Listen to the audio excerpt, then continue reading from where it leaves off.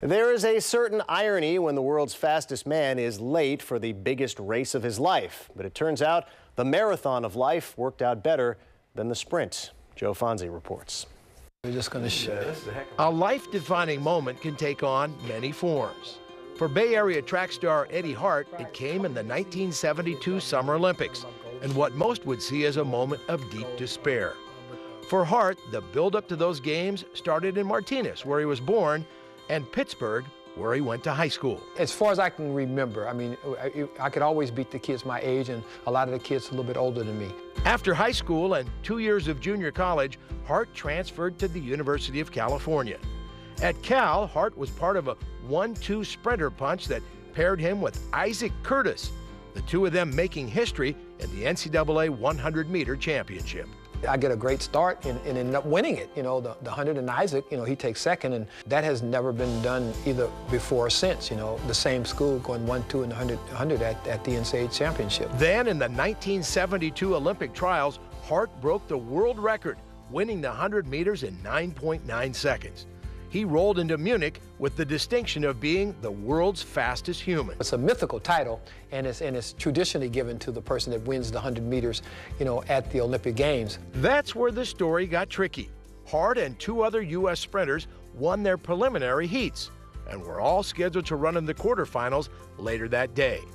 Their coach, Stan Wright, gave them what he thought was the proper schedule. I'm going through some literature that they gave us, and I noticed that the time schedule in the information that I have and the time schedule that Stan Wright had doesn't jive. What ensued was every athlete's worst nightmare. They threw us in an ABC studio van. I mean, like a bat out of hell. We're just, you know, just trying to get us over there as fast as they could. Right there between the practice track and the Olympic Stadium, in that tunnel, my race went off. I was less than probably here to the street, you know, when my race went off. I mean, I was just that close. That's right. The world's fastest human did not get to run in the 100-meter finals at the Olympics because his coach gave him the wrong starting time. The man who eventually won the 100, Valery Borsov of the Soviet Union, did so at a time considerably slower than Hart's world record. Hart's reaction was character-defining. It was a tough, I mean, this was a painful experience for me. I mean, painful. I mean, it created a hole inside of me.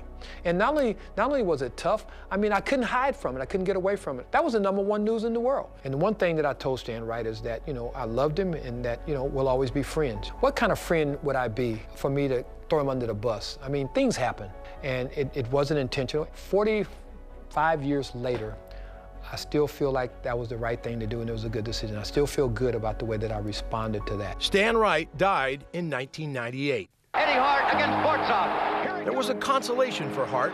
Later in the games, he did get that gold medal, running the anchor leg of the 4x100 relay and setting a world record in the process. And he's done it. The United States has won a new tying the world record. And that helped me focus beyond what was going on with me, because I had 3 other guys who were depending on me. Hart has put his recollections of the 1972 games in a book, Disqualified, co-written with Dave Newhouse. The great part about the book is that, you know, there's some additional information that has not been revealed in any other, you know, documentary or book or anything like that. The 1972 Olympic Games are best remembered for the Israeli athletes who died at the hands of terrorists.